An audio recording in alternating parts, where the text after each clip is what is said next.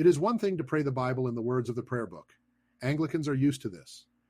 But reading the Bible on its own, outside the context of prayer book worship, was never a simple matter, either in Reformation times or ours. Free access to an English-language Bible provoked controversy in the 1500s and 1600s. Within 100 years of Cranmer's death at the stake in 1556 during the reign of the Catholic Queen Mary, debate over how to read the Bible, or rather, how to control its reading, would contribute to the execution of one of Mary's Stuart successors, Charles I, and help usher all of England into a bloody religious war. Henry VIII himself, whose rejection of papal authority in his divorce and remarriage set the stage for Cranmer's reforms, was at best ambivalent about giving his subjects much freedom to read the book for themselves. Some of the things the Bible says are not very flattering to absolute monarchs, and Henry knew it. Resistance in high places to the free and open reading of the Bible remained intense in the decades that followed, and sometimes ended in violence. Only after Elizabeth came to the throne in 1558 was general access to an English Bible assured for almost every reader in the kingdom. By the end of her reign, the English-language Bible had taken hold of the religious imagination in Britain, as it would soon after that in the American colonies. In the sonorous words of the preface to the Bible translation, authorized by Elizabeth's successor, King James I, the famous King James Version, the Bible was a fountain of most pure water springing up into everlasting life.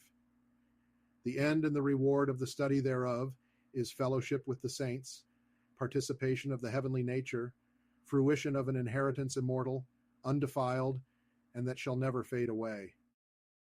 For those first generations of Anglicans and Anglicans today, the Bible was not meant to be studied in isolation. Reading the Bible, even reading it in solitude, remains a community venture.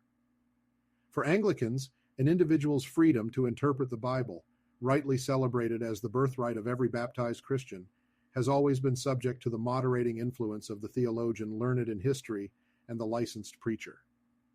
Worried that the subversive rabble would start expounding scripture in alehouses, Cranmer instructed Bible readers in 1538 that if they were in doubt as to the meaning of any biblical passage, they were to consult learned men who were authorized to expound scripture's meaning.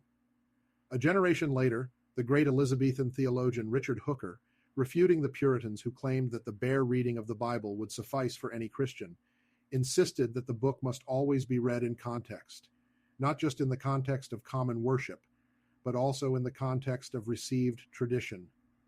Bare reading of Scripture, he said in a memorable phrase, provided bare feeding for hungry souls. The Bible demands a commentary, and reliable, responsible commentary demands expertise. One should not read into the Bible what it cannot say. This distinction between simply reading the Bible and interpreting it within the structure of tradition and theological reflection remains important to the Anglican understanding of Scripture. Anglicans value personal engagement with the Bible, but emphasize that it should be done in concert with the broader Christian community, history, and tradition. This balance ensures that the Bible remains a living document, interpreted in ways that resonate with contemporary faith while staying grounded in centuries of theological thought. Through this approach, the Anglican tradition continues to honor the Bible's central role while encouraging thoughtful, informed engagement with its sacred texts.